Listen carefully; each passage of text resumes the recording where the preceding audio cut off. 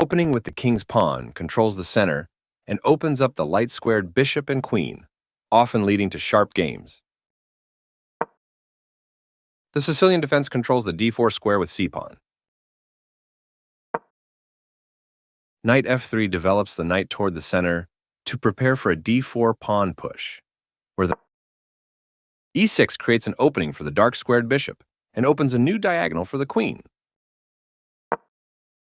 d4 offers to trade the more important central d4 pawn for the c5 pawn in exchange for more control of the center and quick development.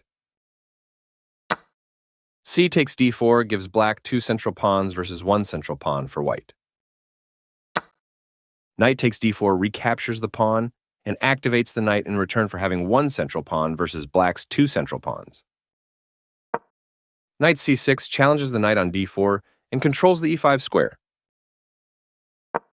Knight c3 defends the e4 pawn and puts more pressure on the d5 square. Queen c7 defends the knight on c6 and controls the important d6 and e5 squares.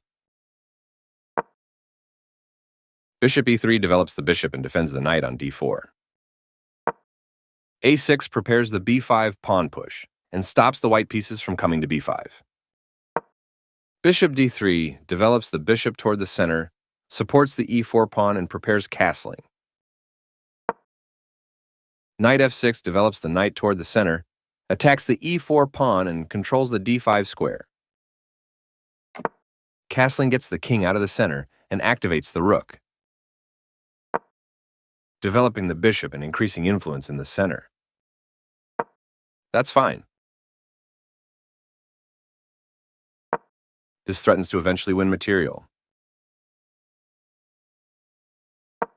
This prevents the opponent from being able to eventually win material. This threatens to win a rook through a fork. This stops the opponent from being able to win a rook through a fork. This wins a pawn. Takes back. This threatens to capture a knight and win material after the follow-on trades. This stops the opponent from being able to tactically win a knight. This overlooks an opportunity to eventually win a pawn. This allows the opponent to capture a knight and win material after the follow-on trades. This misses an opportunity to capture a knight and win material after the follow-on trades. This prevents castling, which creates tactical opportunities. Moving the rook gives black more flexibility in the middle game. This is the only move that works. This kicks a bishop. This moves the bishop to safety. This is the only good move. Very precise.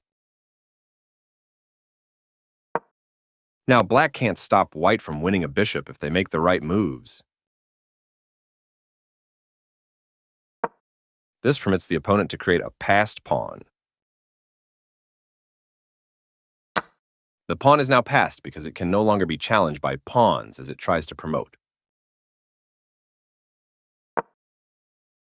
This misses a chance to win material, but the position would have been losing anyways. This loses a bishop.